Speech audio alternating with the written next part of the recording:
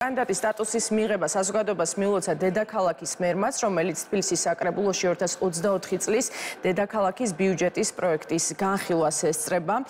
ბიუჯეტის პროექტის მოცულობა 1,753,354,000 ლარია. მერმა დღესვე შეაჯამა 2023 წლის განმავლობაში განხორციელებული პროექტები.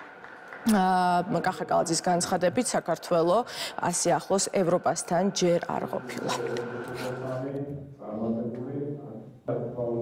მადლობა ევროპულ საბჭოს დევნილ გადაწყვეტილებისთვის.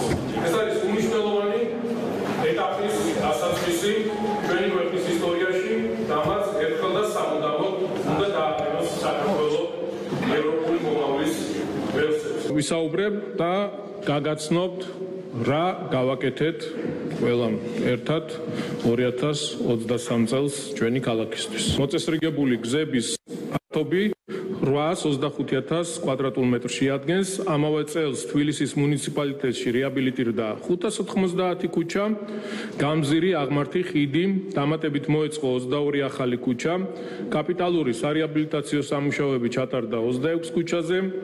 ორმოული შეკეთების სამუშაოები კი 742 ობიექტზე. ბინათ მესაკუთრეთა ამხანაგობის პროექტში ჯამში დაფინანსდა 1750 განაცხადი, რაზეც 45 მილიონი ლარი დაიხარჯა. ჯანდაცვის პროგრამებში ჯამურად 81,740,000 ლარი დაიხარჯა. რაიონული გამგეობების დონეზე დაკმაყოფილდა ბენეფიციართა 30,000-მდე განაცხადი ერთჯერადი ფინანსური დახმარების თაობაზე.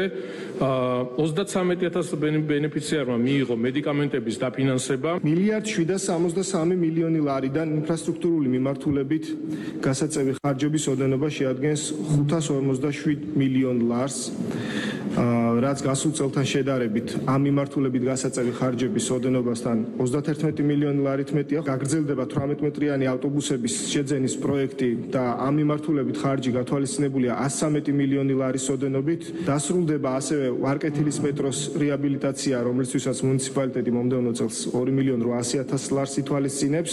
ასევე დასრულდება ავლაბრის მეტროს რეაბილიტაცია, რომლისთვისაც დაახლოებით 2,700,000 ლარია გათვალისწინებული. ვაგონების მოდერნიზაციისთვის 10 მილიონი ლარია გათვალისწინებული. მთაწმინდის საბაგიროს მშენებლობა დასრულდება და ეს არის უკვე ყველაზე პატარა კომპონენტი დარჩენილი 3 მილიონი ლარის ოდენობით.